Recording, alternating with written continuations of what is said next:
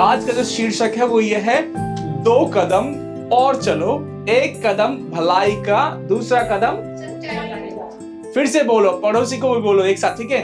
2 कदम और चलो, 1 कदम भलाई का, दूसरा कदम सच्चाई का। याद रहेगा? मैं सोचा इस पे गाना ही लिख दूं, है ना? किसने बोला ये वचन?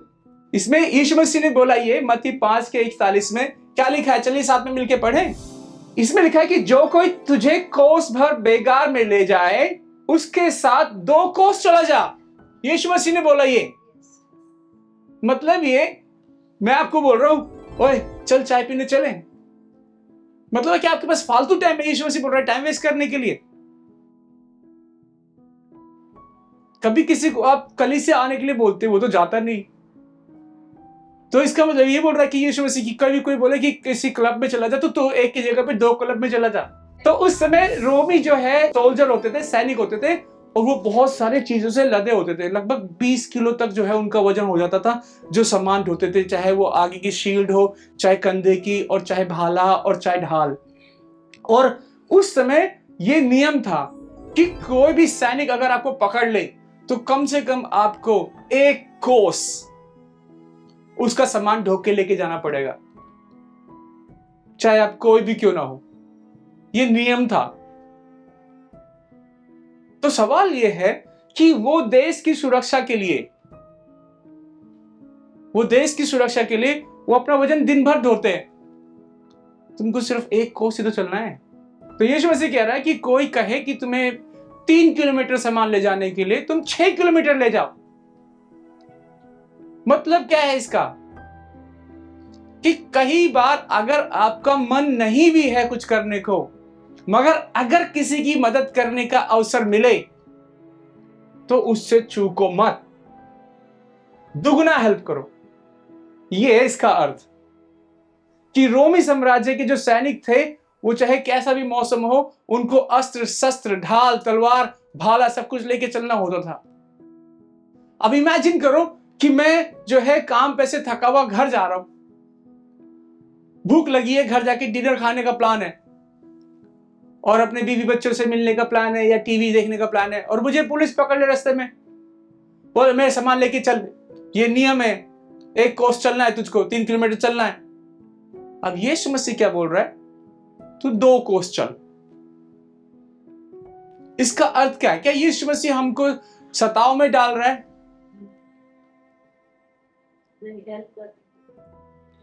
इसका अर्थ क्या है? इसका अर्थ साधारण सा सिर्फ यही है कि यदि कभी भी किसी की भी मदद का अगर आपके पास अवसर है तो उससे चूके नहीं। और अगर आपका दोस्त एक पुलिस वाला बन गया तो फिर आपको कोई प्रॉब्लम होएगी? हाँ? क्योंकि कोई प्रॉब्लम होएगी तो वो तो आपकी मदद करेगा, नहीं करेगा? करेक्ट? तो यीशु मसीह क्या कह रहा है? जब आप किसी की मदद करते हो, 1 के बदले 2 गुना मदद करते हो, तो अपने लिए आप एक दोस्त तैयार करते हो। आमीन? आमीन? आमीन? ये परिवर्तन है मन का, जीवन का, सोच का, विचार का। जबकि यीशु मसीह कह रहा है कि यदि कोई तेरी सहायता 1 कोस के लिए मांगे तो उसकी सहायता 2 कोस के लिए कर। आमीन? आमीन? और आज फिर आपको इसी बारे में सोचना है। ये सारे फलों को जब मैं पढ़ रहा था तो मैं अपने आप की जांच कर रहा था कि कौन सा फल मेरे अंदर है। आत्मा कितनी है? एक। क्या नाम है उसका? पवित्र आत्मा। लेकिन उससे फल अनेक प्रकार के प्रकट होते हैं। तो आप अपने अंदर अपनी जांच पड़ताल खुद कर सकते हैं। क्या आपके अंदर प्रेम का फल है? यदि आपको लगता है तो आपके भाई बहन, पड़ोसी, साथ में काम करने वाले और जो कलीसिया में लोग हैं वो जानते हैं आपके अंदर कितना प्रेम है। और यदि आपके भाई बहन, पड़ोसी, संबंधी, कलीसिया के साथ बैठने वाले, उनको आपका प्रेम नहीं दिखता है और आप ही को दिखता है, तो मुझे नहीं लगता ये प्रेम है। ये तो आपका भ्रम है। दूसरा है आनंद। क्या आप परमेश्वर में आनंदित हैं या आपके चेहरे पे 12 बजे रहते हैं? ये तो आपको खुद तय करना है ना। बहुत सारे ऐसे लोग हैं, उनसे जब भी मिलोगे, ए बहन, ए भाई, ये वो, उनका हमेशा ही चलता रहता है, मेरे लिए इस चीज के लिए प्रार्थना कर दो, उस चीज के लिए प्रार्थना कर दो। उनको लगता है कभी यीशु मसीह के पास वो आते ही नहीं है। वो हमेशा एक अर्जी, एक फरियाद, एक विनती लेकर आते रहते हैं। मैं ये नहीं कह रहा कि परमेश्वर उनको सुनता नहीं है, मैं ये सिर्फ कहने की कोशिश कर रहा हूं कि कभी प्रभु के पास भी आइए। करेक्ट? तो क्या आपके अंदर परमेश्वर का आनंद है? परमेश्वर का आनंद कैसे आएगा? ये है परमेश्वर का आनंद कि चाहे सारी दुनिया मेरा साथ छोड़ जाए, लेकिन मेरा प्रभु मेरा साथ नहीं छोड़ेगा, तो आपके जीवन में आनंद रहेगा। तो ये अपने अंदर सोचना है कि आपके अंदर शांति है, धीरज है, कृपा है, भलाई है, विश्वास है, नम्रता है, संयम है। ऐसे ऐसे कामों के विरोध में कोई भी व्यवस्था। तो मुझे जो लग रहा था कि मेरे अंदर जो चीज की कमी है वो है एक आखिरी वाला, संयम। इंग्लिश में बोलते हैं पेशेंस, या अलग तरीके से बोलो तो टॉलरेंस। कि जब कोई आपके विचार के अनुसार, आपकी सोच के अनुसार काम नहीं होता, तब आपके अंदर संयम होता है।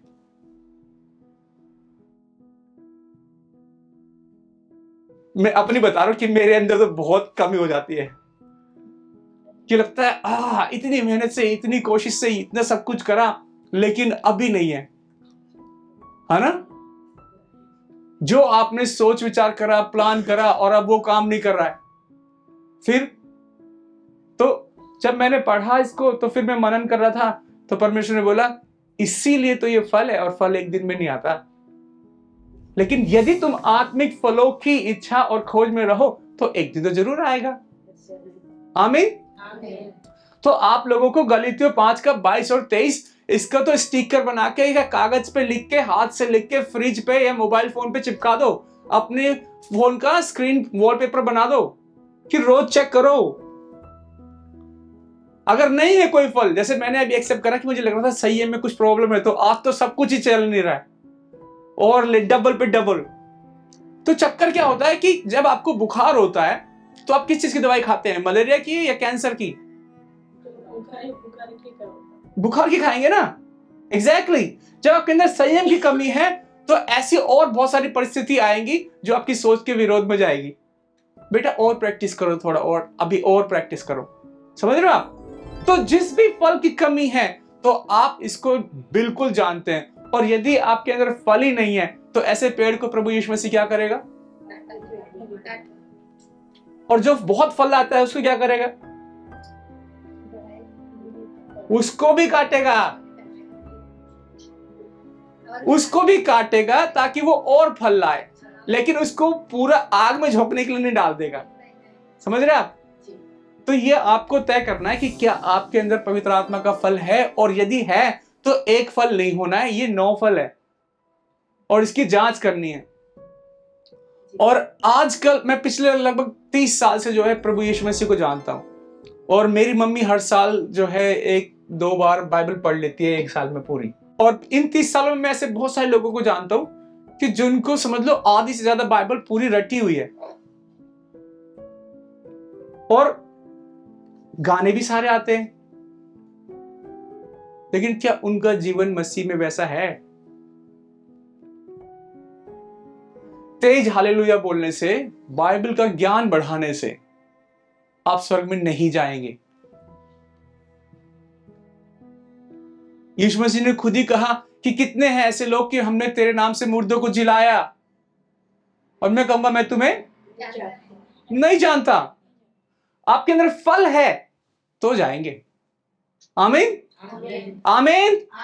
चलिए आगे बढ़ते हैं। मैं आप लोगों को उत्साहित करूंगा कि आप उत्पत्ति 24 अध्याय पूरा का पूरा घर जाके पढ़िए। ये व्यक्ति कौन है? ऐसे ही मैंने एक इमेज उठाई है, वैसे तो अब्राहम की कोई फोटो नहीं है, लेकिन एक अब्राहम की तस्वीर रखी है यहाँ पर। अभी इस सीन में क्या हुआ है यहाँ पर, इस स्थिति में, कि उत्पत्ति 24 में अब्राहम की पत्नी थी, उसका नाम था देखा, इधर भी आधे से ज्यादा बाइबल का ज्ञान रखने वाले, लेकिन आपके पड़ोसी आपके बारे में कैसी बातें करते हैं, इससे पता लगता है आप सिर्फ बाइबल का ज्ञान रखते हैं या पवित्र आत्मा का फल भी रखते हैं। तो इसमें क्या हुआ कि इसकी पत्नी का देहांत हो गया, और इसका एक बेटा है। बेटे का नाम क्या है? देखा, आपको भी सब मालूम है। जब आपको पूरी बाइबल मालूम है तो फिर और लोगों को सुसमाचार क्यों नहीं सुनाते? जगह खाली क्यों है? क्या लाभ इतना बाइबल जान के? ये इसहाक इसका बेटा, बहुत सुंदर है, बहुत हैंडसम है और शादी लायक उम्र हो गई। ये भी दुखी, इसका पिता भी दुखी। क्यों? इसकी मां चली गई और अब्राहम की बीवी चली गई। तो अब्राहम को एक आइडिया आया, और उस आइडिया को जानने के लिए आप उत्पत्ति 24 अध्याय अपने घर पे पढ़ सकते हैं, पूरा का पूरा। बाइबल है ना आप लोगों के पास? यहाँ पर लिखा हुआ है, अब्राहम वृद्ध था और उसकी बहुत आयु थी, और यहोवा ने सब बातों में उसको आशीष दी थी। कितनी बातों में?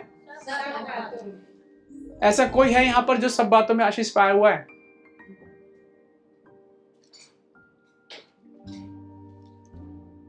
यदि आपको लगता है आशीष जो आपकी सोच के अनुसार है, तो वो तो कभी पूरी नहीं होगी। यदि आपको लगता है कि परमेश्वर का अनुग्रह परमेश्वर के अनुसार आपके जीवन में है, तो आपके पास सब आशीष आज है।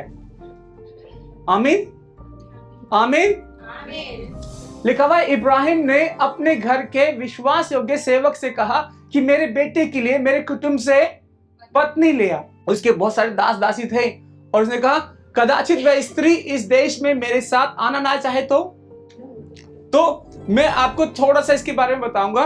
उसका जो है दास कह रहा है कि भाई हम कहां पर रहते हैं? ये लोग रहते हैं कनान में, और ये रहने वाले कहां के हैं? मेसोपोटामिया के। मेसोपोटामिया आज कहां है? अगर आप इसको पूरा पढ़ोगे बाइबल को, तो आपको बाइबल की यही एक खास बात है कि बाइबल के अंदर जितनी घटनाएं हैं, जितनी जगहें हैं, जितने किरदार हैं, वो आपको आज भी मिलते हैं। आमीन। वो ऐसे कोई बाइबल के विषय में आप ये नहीं बोल सकते कि ये मिथ है। मिथ नहीं है, ये जगहें अभी भी हैं और ये सच्ची है। तो उसका नौकर क्या बोलता है, उसका सेवक क्या बोलता है कि मान ले कि मैं तेरे चले जाऊं जगह पे, मेसोपोटामिया में मैं चले जाऊं, मगर वो लड़की या उसके परिवार वाले बोले हम नहीं जानते किसी अब्राहम को, नहीं भेजे तो मुझे भी तो नहीं जानते। आप इमेजिन करो कि मान लो कि यहां पर एक आपका बेटा है, आपका मैं मान लो सेवक हूं, और आपने बोला मेरे बेटे के लिए जा पंजाब से एक बहू ले आ। मुझे वहां कोई जानता ही नहीं, और वो क्या बोलेंगे, हाँ भेज दो, हांगकांग जा रही है साडी कुड़ी, ऐसा कहेंगे? एक भी पिता माता कहेगा ऐसा कोई? तो भाई तू है कौन? करेक्ट। तो उसने ये बोला सेवक ने कि कदाचित वह स्त्री इस देश में मेरे साथ आना न चाहे, तो मुझे तेरे पुत्र को उस देश में जहां तू आया है ले जाना पड़ेगा। तो मैं क्या तेरे बेटे को उधर ले जाऊं? नॉर्मल करेक्ट सजेशन है। कहता है इब्राहिम ने उससे कहा चौकस रहे, मेरे पुत्र को वहां कभी ना ले जाना। स्वर्ग का परमेश्वर यहोवा जिसने मुझे मेरे पिता के घर से और मेरी जन्मभूमि से लेकर आकर मुझसे शपथ खाकर कहा है कि मैं ये देश तेरे वंश को दूंगा और अपना दूत तेरे आगे आगे भेजेगा कि तू मेरे पुत्र के लिए वहां से एक स्त्री ले आए। तब वे दास अपने स्वामी के ऊंटों में से 10 ऊंट छांट कर उसके सब उत्तम उत्तम पदार्थों में से कुछ कुछ लेकर चला, और मेसोपोटामिया में नाहोर के नगर के पास। आज मेसोपोटामिया कहां है पता है आपको? इराक। उसका नाम बदल चुका है, उसका नाम है इराक। वहां के वो रहने वाले थे, अभी वो कनान में रहते हैं। कनान आज कहां है? जॉर्डन, इजराइल, यरूशलेम, सीरिया, उस हिस्से को पहले कनान बोलते थे। जैसे पहले इंडिया होता था ना, लेकिन अभी क्या है? बांग्लादेश, पाकिस्तान, इंडिया, पहले वो एक ही होता था। आप में से कितने लोगों ने ऐसा टाइम देखा है जिसने नलके से पानी नहीं भरा है, कुएं से पानी भरा है? ऐसा है कोई? कुएं से पानी भरा है, कुएं से भरा है ना? पता ना कुआं क्या होता है? हांगकांग में तो लोगों को पता नहीं होगा ना, आप भी तो हांगकांग में हैं। अब और उसने ऊंटों को नगर के बाहर एक कुएं के पास, कितने बजे थे उस टाइम पे? शाम हो गई। अब गांव में कितने बजे शाम होती है? उस टाइम पे बिजली नहीं थी। 6 बजे के बाद रात हो जाती है,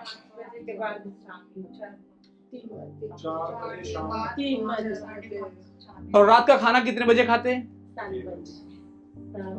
अंधेरे में खाते हैं। मुझे बाकी वो गांव का नहीं पता, लेकिन मेरे जो दादा नाना थे वो यूपी में थे, वहां पर ना 8 बजे इतना गुप अंधेरा होता था ना कि कोई सड़क में भी नहीं होता था। उस टाइम पे बिजली नहीं होती, मैं 30 साल पहले की बता रहा हूं। और 5 बजे जो है लोग खाना वाना 6 बजे तक खा लेते थे, 7 बजे तक सूरज ढल जाता था, छत पे बैठ के रेडियो सुन के गाना सुन के सो जाते थे। ये एक नॉर्मल रूटीन बता रहा हूं, ऐसा नहीं कि ऐसा ही होता है हर जगह, कुछ अलग भी होता होगा। तो वो लिखा हुआ है कि वो शाम के टाइम पे, मतलब 3 से 4 बजे के बाद, अब आसपास का टाइम मान लो, वो कुएं के पास बैठ गया। अब वहां पे वो प्रार्थना कर रहा है। वो प्रार्थना इस प्रकार से कर रहा है कि हे मेरे परमेश्वर के प्रभु, मैं तो किसी को जानता नहीं, लेकिन मेरे प्रभु की ये इच्छा पूरी कर कि जो इस काम के लिए मैं आया हूं वो पूरा हो जाए, और जो मुझे पानी पिलाएगी, जो मेरे 10 ऊंटों को भी पानी पिलाएगी, वही लड़की होगी परमेश्वर ने मेरे मालिक के बेटे के लिए रखी है। मेरा काम तो 1 गिलास 1 कप पानी में हो गया। एक ऊंट कितना पानी पीता है पता है आपको? कितना? 200 लीटर पानी पीता है 3 मिनट में। कितने ऊंट है उसके पास? कितने लीटर पानी हो गया? 2000 लीटर पानी प्लस 1 कप और। इतना पानी एक लड़की को पिलाना है। आप में से कोई पिला सकता है? और वो यही प्रार्थना कर रहा है कि उसकी वो प्रार्थना खत्म भी नहीं हुई कि वहां से एक लड़की चलती हुई आई और वो बोलती है पानी पिएंगे? कहता है हाँ। कहती है आपके ऊंट भी थके हुए हैं, उनको भी पिला दूंगी। यहां पर एक खास चीज मुझे देखने के लिए लगी कि उस बंदे की प्रार्थना खत्म नहीं हुई, उसकी प्रार्थना का उत्तर मिल गया। जब आप भलाई, सच्चाई, विश्वास से प्रार्थना करते हैं ना, आमीन बोलने से पहले उसका आमीन हो जाता है। आपके आमीन बोलने के लिए प्रभु रुकेगा नहीं। और वो दास किसके लिए कर रहा है? ये अपने मालिक के लिए। और हम ज्यादातर प्रार्थना किसके लिए करते हैं? ज्यादातर, है ना? अब वो बैठे हुए हैं कुएं पे, तो वो आई भरने के लिए। ये असलियत का सीन नहीं है, पर एक रेफरेंस के लिए मैंने रखा है। 2000 लीटर पानी पिलाना है। अगर वो गांव में है, कुएं के पास है, और कितना टाइम लगेगा 2000 लीटर पानी निकालने के लिए कुएं में से? अगर मान लो उसके मटके में 15 लीटर पानी आता है तो, अगर 10 लीटर आता है तो, और अगर 20 लीटर आता है तो, उसके मटके का साइज अलग अलग हो सकता है ना। अगर उसके मटके के अंदर 10 लीटर पानी आता है तो लगेंगे लगभग 16 घंटे, और अगर उसके अंदर 20 लीटर पानी आता है तो लगेंगे लगभग 8 से 9 घंटे। तो समझ लो कि कितना टाइम लगा उसने। तो मतलब मुझे तो ये लग रहा है कि ये लड़की 3 बजे निकली पानी लेने के लिए, वहां पर कोई बंदा दिखा उसे और उसको पानी पिलाते रहे 6, 7, 8, 9 घंटे तक। आप जब किसी की मदद करते हैं तब अपनी घड़ी देखते हैं, अपना बटुआ देखते हैं, अपना टाइम देखते हैं, अपनी सहूलियत देखते हैं। और वो हमारे देश में एक डायलॉग है, वो बहुत पॉपुलर है, इनक्रेडिबल इंडिया अतिथि देवो भव। मतलब मेहमान भगवान के समान होता है, मगर प्रैक्टिस बहुत कम होता है। असलियत में जहां पर ये प्रैक्टिस बहुत खूब होता है वो बाइबल है। वो उसको जानती नहीं, लेकिन प्यासा देखा तो उसको पानी पिलाया, उसके ऊंटों को पानी पिलाया, 1 नहीं 2000 लीटर पानी पिलाया। आमीन। ये लिखा हुआ है। सो वह कहने लगा, हे मेरे स्वामी इब्राहिम के परमेश्वर यहोवा, आज मेरे कार्य को सिद्ध कर और मेरे स्वामी इब्राहिम पर करुणा कर। देख, मैं जल के इस सोते के पास खड़ा हूं और नगर के निवासियों की बेटियां जल भरने के लिए निकली आती हैं, और ऐसा होने दे कि जिस कन्या से मैं कहूं कि अपना घड़ा मेरी ओर झुका दे, मैं पीऊं, और वह कहे कि पी ले और पी ले, पीछे मैं तेरे ऊंटों को भी पिलाऊंगी, सो वही हो जिसे तूने अपने दास इज़ाक के लिए ठहराया है। इसी रीति से मैं जान लूंगा कि तूने मेरे स्वामी पर करुणा की है। अगर आप पढ़ेंगे ना, क्योंकि यहाँ पर प्रार्थना है, यहाँ पे सच्चाई है, यहाँ पर भलाई है, यहाँ पर एक पत्नी के मरने का दुख है, यहाँ पे एक माँ के मरने का भी दुख है, और यहाँ पे परमेश्वर की उपस्थिति और प्रार्थना का उत्तर देने का भी उल्लेख है। क्योंकि सोचो ना कि कितना लीटर पानी जाएगा, कितने बजे खाना बनाने गई होगी, एक मटके में कितना पानी आता होएगा। ये थोड़ी ना एक ही बार में पढ़ दिया आपने, खत्म काम। इन शॉर्ट वो यही कह रहा है, बस कोई मुझे और मेरे ऊंटों को पानी पिला दे। इतनी पूरी लाइन का अर्थ इतने में लिखा है, लेकिन बाइबल में इसको खोल खोल के लिखा हुआ है, पूरा भर भर के।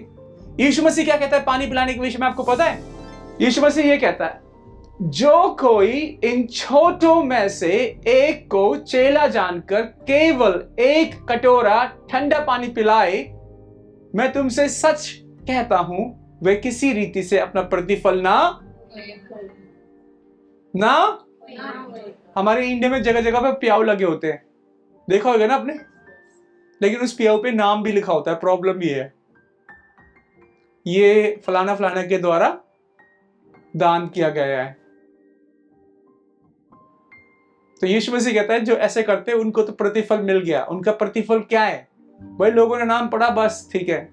लेकिन जो परमेश्वर को साक्षी जानकर छोटे से छोटे को भी एक कप पानी पिलाता है, एक ठंडा पानी, एक कटोरा पानी पिलाता है, वो अपना प्रतिफल परमेश्वर की वजह से, परमेश्वर के भंडार से पाएगा। आमीन आमीन आमीन। अब उसने 2000 लीटर पानी पिलाया लड़की ने, उसको कितना मिलेगा?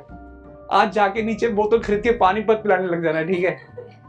मैं उसके विषय में नहीं कह रहा हूं, मैं ये कह रहा हूं कि यदि आपके पास भलाई करने का अवसर है तो उससे मत चूके और आत्मा के फलों में आगे बढ़े। आप इसको घर जाके और पढ़ो। पानी पिलाने के बाद वो उसको एक गिफ्ट देता है, एक बॉक्स गिफ्ट देता है। उस बॉक्स में क्या होता है? क्या होती है? क्या? कंगन, और 2 कंगन होते हैं, 2 चूड़ियां होती है हाथ की, और एक नथनी होती है। और उसकी कीमत आज के डेट में क्या होगी? अगर इमेजिन करो आपने मुझे 1 कप पानी पिलाया है और आपको मैं वही गिफ्ट दे दूं जो उस सेवक ने दिया था, उसकी कीमत आज क्या है? 1.5 लाख हांगकांग डॉलर। क्योंकि बाइबल में यह भी लिखा हुआ है कि वो 6 ग्राम की नथनी थी। तो ग्राम के हिसाब से आज पैसे लगा लो आप। इतनी डिटेल में बाइबल लिखी है ताकि हम इसको पढ़ सके। परमेश्वर हमारा डिटेल का परमेश्वर है। यदि आप बाइबल पढ़ने के लिए बैठ जाओ ना, तो मैं बता रहा हूं कि अब छोटी छोटी चीजों में, मैंने बोला यार अगर पानी पिलाने के लिए मुझे एक दिन में 1.5 लाख डॉलर मिले तो सही है। मैं अगले फिर 6 महीने तक घर में जाके सो जाऊंगा आराम से, 1.5 लाख डॉलर खाओ पियो ऐश करो। नहीं, फिर 6 महीने बाद निकलूंगा, किसी को पानी पिलाऊंगा तो पूरा साल खत्म। नहीं, इसका अर्थ यह है कि यदि आप किसी को पानी पिलाते हैं, अगर मान लो आज पानी की बोतल की कीमत जान लो, $10 मान लो इसके, ठीक है, $10 की आपने सेवकाई करी है और आपको बदले में 1.5 लाख डॉलर मिले हैं, कैसा लगेगा? लिखा हुआ है जो कोई परमेश्वर के जन को, परमेश्वर का जन मतलब कोई भी, ऐसा कोई है जिसे परमेश्वर ने नहीं रचा, जिसे परमेश्वर ने सांसें नहीं दी। परमेश्वर का जन सिर्फ वही नहीं है कि जो यहां पर बैठा है। परमेश्वर का जन वो हर एक व्यक्ति है जो आप जहां पर उपस्थित है उसके आसपास है। यदि वो जरूरत में है, आप उसकी मदद करते हैं तो परमेश्वर का धन्यवाद। तब आपके अंदर वो फल प्रकट होते हैं। आमीन। मुझे बहुत खुशी हुई कि अगर मटके में कितना पानी आता होगा, चूड़ी की कितनी कीमत होगी, नथ कितने ग्राम की है, सब तो लिखा है उधर।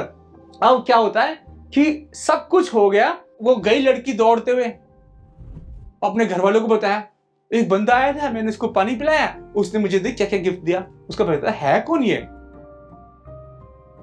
उसके बाद वो बंदा गया उस लड़की के घर, उसने सिर्फ इतना नहीं बोला, कहती है हमारे पास रुकने की जगह भी है और ऊंट के लिए खाना भी खिला सकते हैं हम, आ जाओ हमारे घर पे। मैं कहा कोई इतनी बड़ी चूड़ी देगा तो फिर तो मैं भी बोल दूंगा इसके बाद ना, लेकिन उससे पहले नहीं बोला था उसने। तो उस सेवक ने उस घर के मालिक को बताया कि मैं यहाँ पे क्यों आया हूँ। अब लोगों को तो लग रहा है भाई लड़के तो पैसे वाले हैं, कर देते रिश्ता। आप लोग भी ऐसे सोचते होंगे, नहीं खानदान तो ठीक ही लग रहा है, 10-10 ऊँट है इसके पास, इतना सोना चांदी ऐसे दे रहा है पानी पिलाने के लिए, बंदा ठीक ही होएगा। लेकिन यहाँ पर एक और खास चीज डिटेल मिलती है हमको, वो ये है, कहते हैं कि भाई कन्या को बुलाकर पूछते हैं, देखेंगे कि वो क्या कहती है। लड़की की मर्जी भी पूछिए इसमें, ये है बाइबल, कि लड़के को भी हक है और लड़की को भी अपनी राय देने का हक है। आपको सेवा करनी है, ये आपका मन है, नहीं करनी ये भी आपका मन है ना। इतनी आजादी सिर्फ एक पिता दे सकता है अपने बच्चे को दे। आमीन। तो जब उन्होंने सब कुछ चुन लिया तो लड़की से पूछा, अब लड़की ने उसने क्या कहा, उसने कहा हाँ मैं जाऊंगी। मुझे नहीं पता उस टाइम पे उसके दिमाग में क्या चल रहा होगा, कभी किसी को देखा भी नहीं, मगर कितना इंटरेस्टिंग है ना ये। लेकिन ज्यादा दूर जाने की जरूरत नहीं है, हमारे इंडिया में तो अभी भी अरेंज मैरिज ऐसी होती है, हमारे लिए तो कुछ नया नहीं है। इनफैक्ट मेरे पापा मम्मी की भी शादी ऐसी हुई थी, अरेंज मैरिज, फोटो भी नहीं होती थी उस टाइम पे। तो उसने कहा हाँ मैं जाऊंगी। और एक चीज यहाँ पे देखा मैंने, तब उन्होंने अपनी बहन रिबका और उसके भाई इब्राहिम के दास और उनके सभी सबों को विदा किया। और जब विदा कर रहे थे तो जब गए तो उन्होंने ना उसके लिए एक गाना गाया, जो विदाई के संगीत होते हैं ना, इंडिया में भी होते हैं। मैं सोचा था बाइबल में कैसे होते होंगे, ऐसे होते हैं। उन्होंने रिबका को आशीर्वाद दे के कहा, हे हमारी बहन, तू हजारों लाखों की आदि माता हो और तेरे वंश और बैरियों के नगरों का अधिकारी हो। ये कितनी अच्छी आशीष का गाना दिया। तो अब्राहम की ही वंशज है कौन, इजराइल, राइट। और उस पे किसने हमला करा अभी रिसेंट न्यूज में, किसने हमला करा इजराइल पे अभी,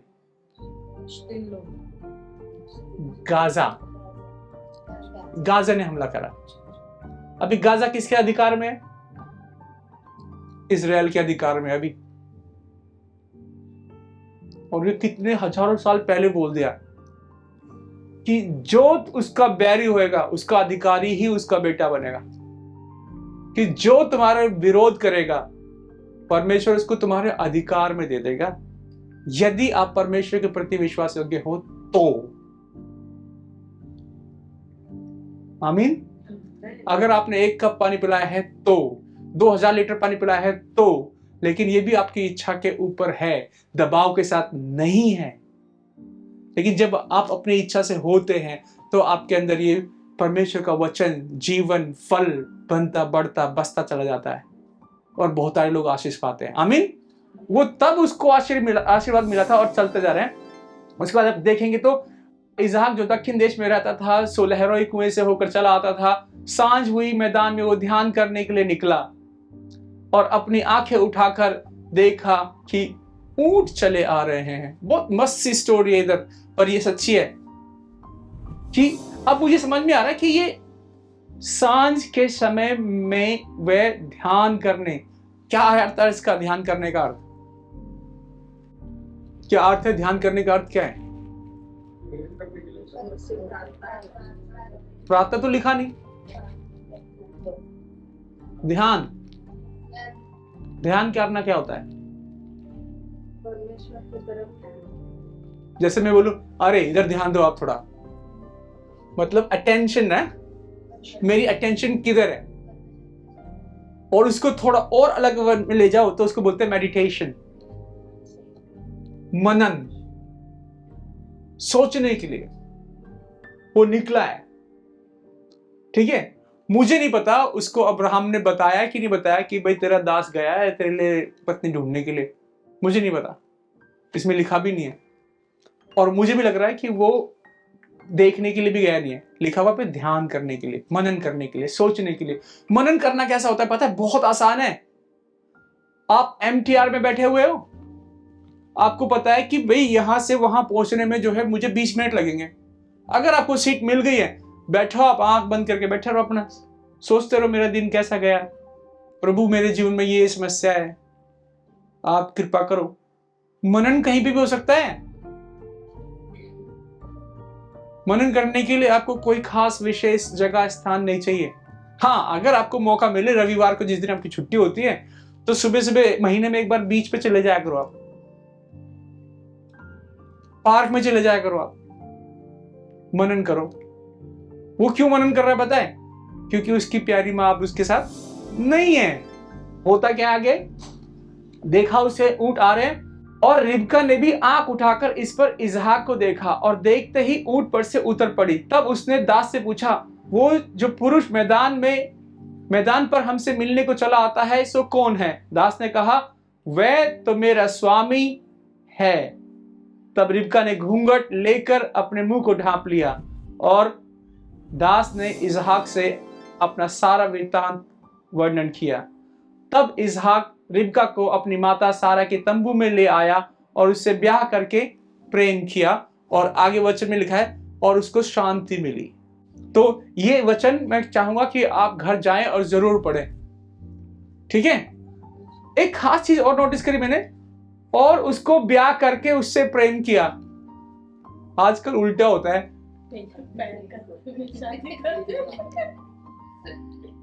प्रेम करते हैं, शादी कभी कभी करते भी नहीं है, लेकिन कभी कभी कर लेते तो चलो उल्टा होता है। लेकिन बाइबल में क्या लिखा है? पहले ब्याह करा फिर उसने उससे प्रेम करा।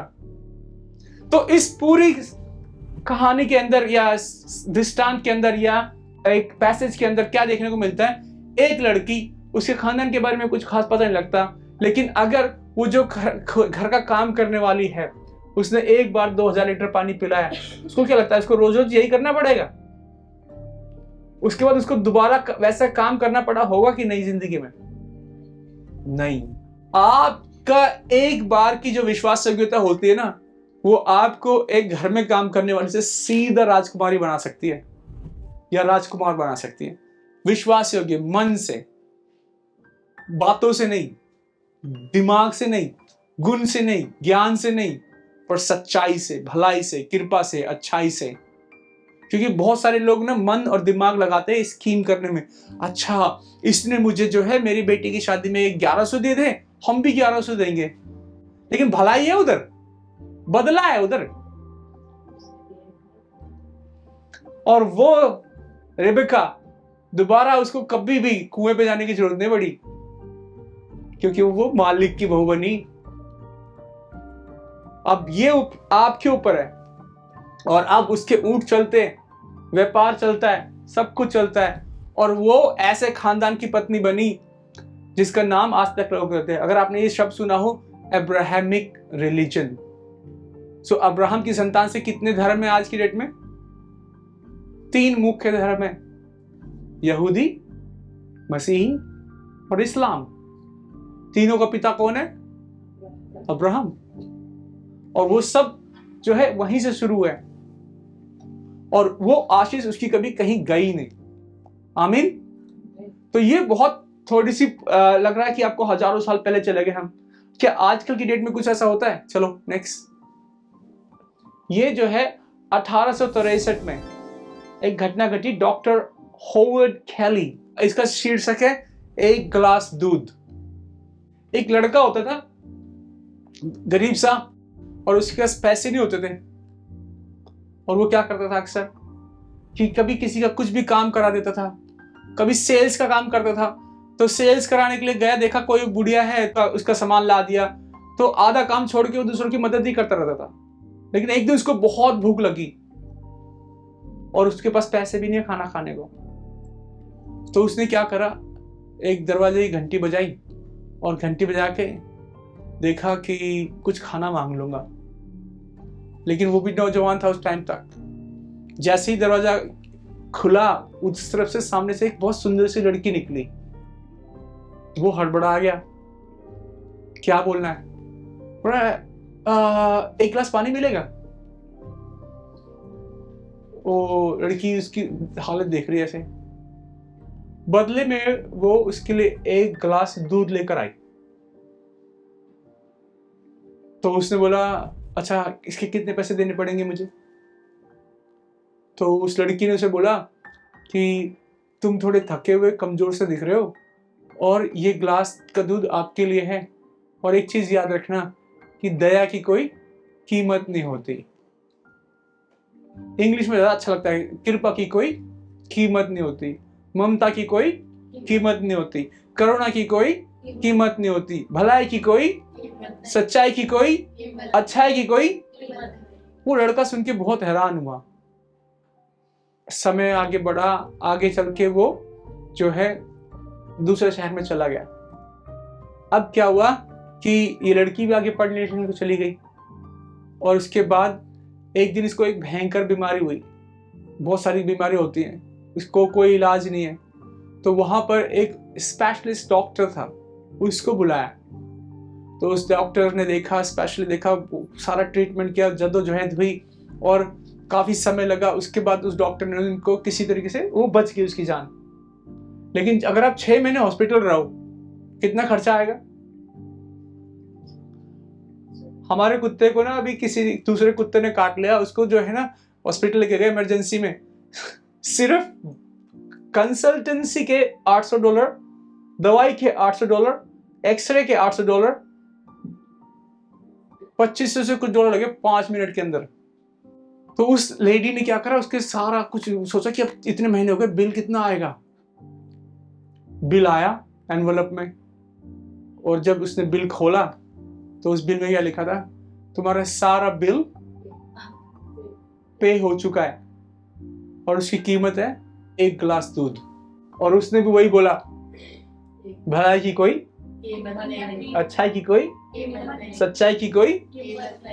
और तब उस लड़की को लगा कि वाओ, कि हम कहीं कहीं पर किसी के लिए कोई भला काम कर जाते हैं ना, और परमेश्वर उसका लेखा रखता है। वचन में लिखा हुआ है, यदि तुम सिर्फ अपने भले काम करने वालों के लिए ही भलाई करते हो तो क्या लाभ। ऐसा तो चोर भी करते हैं, अन्य जाति भी करते हैं। चोर चोरी करके किसके लिए ले जाता है? अपने परिवार के लिए। और आप में और चोर में क्या अंतर फिर? और यदि आपको वो अंतर समझ नहीं आता है तो कितना भी गाते रहो, कितना भी बजाते रहो, आप अपना टाइम वेस्ट कर रहे हैं। ठीक है? लेकिन जब परमेश्वर का अनुग्रह आप में आ जाता है ना, और जब परमेश्वर की सच्चाई, कृपा, भलाई आपके अंदर आ जाती है, आप, मैं बताऊं, आशीष के लिए कभी प्रार्थना करोगे ही नहीं, क्योंकि आप चलते फिरते आशीष के स्रोत बन जाओगे। आमीन।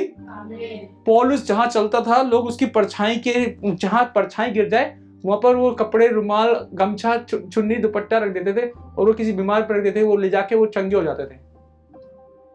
पौलुस को पता भी नहीं है कि मेरी परछाई से कुछ हो रहा है।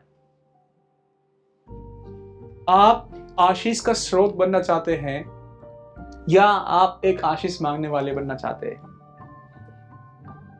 और आपको जब भलाई करना, सच्चाई, आनंद का काम करना है ना, वो चुन चुन के अपने लोगों के लिए नहीं करना, जो आ जाए आपके आसपास जरूरत में, उसके लिए आपको चलता फिरता परमेश्वर का पवित्र आत्मा एक जीवन का वृक्ष बनना है और फलों से लेते रहना है। प्रेम, भलाई, सच्चाई, कृपा, विश्वास, आनंद, संयम। क्या लिखा है वचन में? चलिए पढ़ते नीति वचन एक साथ। कंगाल का अर्थ क्या है? 2 तरह के कंगाल हैं। एक तो धन के क्षेत्र में कंगाल है, और कंगाल का दूसरा अर्थ यह है कि कोई चीज आपके पास है लेकिन सामने वाले के पास, तो मतलब आप बांट सकते हैं। किसको उधार दे रहे हैं आप? परमेश्वर को। अगर आपने 2000 लीटर पानी पिलाया है तो कितने के कंगन मिलेंगे? $1.5 लाख। वाओ, सोच के भी कैसा लगता है ना। यदि आपने परमेश्वर का अनुग्रह जो आपके जीवन में है किसी जरूरतमंद के लिए किया है, उसका प्रतिफल आपको स्वयं प्रभु यीशु मसीह देंगे। तो मैं आज आप लोगों को उत्साहित करूंगा, यदि आज आपको परमेश्वर का अनुग्रह आपके जीवन में चाहिए तो परमेश्वर यहां पर है। आमीन। और यदि आज आपको पश्चाताप करना है तो आप यहां पर हैं। यदि आपको आज अनुग्रह और क्षमा की जरूरत है तो आज प्रभु है यहां आपके लिए, आपको स्वीकार और क्षमा करने के लिए। आमीन। और यदि आज आपको लगता है कि आपको किसी को क्षमा करना है तो आज आप हैं यहां, जो वचन आपने सुना है उसे विश्वास से ग्रहण करें और अमल में लाएं और अपने जीवन की आशीष को ना। बहुत सारे मसीह लोग हैं ना, वो इसलिए अपनी आशीष खो देते हैं क्योंकि उनके अंदर कड़वाहट है। कड़वाहट किसके विषय में है? इसने मुझे ऐसे क्यों बोला, उसने मुझे वैसे क्यों बोला, इसने मेरा हक मार लिया, इसने मेरा ये काम नहीं किया, और वो कड़वाहट में भरे रहते हैं। तो ये पल लेंगे हम प्रार्थना करने के लिए। यहाँ पर 2 अलग अलग प्रार्थना के विषय हैं। आप दोनों में से दोनों भी चुन सकते हैं, दोनों में से एक भी चुन सकते हैं, ये आपके ऊपर है। आपको प्रभु जानता है, आप प्रभु को जानते हैं। अगर आज आपको अपने पश्चाताप करना है कि आप किसी के प्रति, परमेश्वर बता रहा है कि आप दयालु नहीं है, आपके अंदर भलाई नहीं है, आपके अंदर क्षमा नहीं है, तो आज आप उनको क्षमा कर सकते हैं। और आज आप परमेश्वर से जब क्षमा मांगेंगे, उसकी उपस्थिति यहाँ पर है। तो मैं ये कहूंगा कि आज आप यहाँ पर हैं, ये अकस्मात नहीं है, ये वचन आपके लिए है, ताकि आज आप उस कड़वाहट से बाहर आ सके और क्षमा कर सके और आजाद हो सके और परमेश्वर के उस अनुग्रह में प्रवेश कर सके जो उसने आपके लिए ठहराया है। आमीन। तो आप प्रार्थना करेंगे मेरे साथ मिलकर और स्वयं के लिए भी कर सकते हैं। प्रभु यीशु मसीह, आपका वचन कहता है कि यदि कोई छोटे से छोटे को 1 गिलास पानी भी पिलाएगा तो अपना प्रतिफल ना खोएगा। बहुत सारे समयों में परमेश्वर हमने अपने आप को सराहा और अपने आस पड़ोस को इग्नोर किया। परमेश्वर आज ऐसा मन दे ताकि मेरे जीवन से भलाई, करुणा, सच्चाई प्रकट हो। मेरी उन कड़वाहट के लिए, मेरी उन बुराइयों के लिए, गलतियों के लिए, पापों के लिए आज मैं क्षमा मांगता हूं। परमेश्वर मेरे जीवन में आपका फल आने पाए और यीशु मसीह जितनों ने मेरे विरोध में पाप किया या मेरे से बुराई की या जिनकी वजह से मेरा मन दुखा, मैं उन्हें आज क्षमा करता हूं। होने दे परमेश्वर, मैं आपकी भलाई का स्रोत बनने पाऊं। यीशु मसीह, हम प्रार्थना करते हैं यहाँ पर उपस्थित सभी लोगों के लिए, धन्यवाद करते हैं इस वचन के लिए। होने देखिए आपका अनुग्रह हमारे जीवन में आने पाए।